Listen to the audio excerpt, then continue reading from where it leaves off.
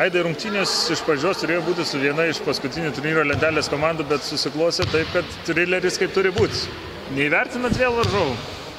Nu, įvertinam, tai tikrai įvertinam, bet kažkaip blankiai vėl jau eilę varžybų pradedam pradžią kažkaip blankiai.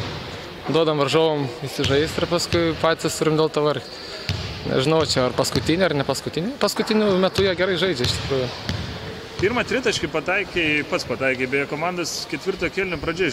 Iki tol per 3 kėlinius metėt vos 2 kartus. Panaši situacija buvo ir Panevėžyje. Čia žaidimą pradėjo statyti ant didelių žmonių, ta prasme. Treneris prieš varžybas akcentavo, kad daugiau kamuolį įvesti į vidų didelėm, jie pakankamai ten laisvi išsimetė, gal neatmetė tų kamuolių. Patys užbaiginėjo, gal to ir mažai ir metam. Tritaškį. Nu, 2 taškai, tai sakyčiau, gal mažai, bet pertraukai tarp 3-4 kėlinio pats buvai, kaip niekad nusivedęs, kaip niekad emocingas ir paskui būtent pats ir inicijavai tą spurtą 4 kėlinyje. Čia, kaip suprantu, pats nusprendė, kad reikia imtis iniciatyvų. Nu, reikia kažkaip šiandieną, nežinau, tokie visi vangus kažkas turi, užvės komandą vieną dieną, gal kitas, šiandien gal aš, kitas varžybas gal kažkas kitas. Mačiau, tiesiog komandai nesiseka, pabandžiau imtis iniciatyvos gavus. Ačiū Dievui. Ta lūžį lėmė individualios kažkokios pasangos, individualus žaidėjų meistriškumas ar kažką pakoregavot, pakeitė?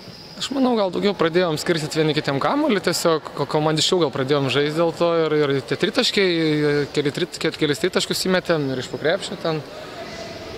Gal sakyčiau, komandinis daugiau tas toks nuopelnas šitą mūsų lūžio. Bet turbūt, kalbant bendrai, geriau žaisti blogai ir laimėti, nei pralaimėti žaidžiant gerai. Nu, tai čia savaime suprantama.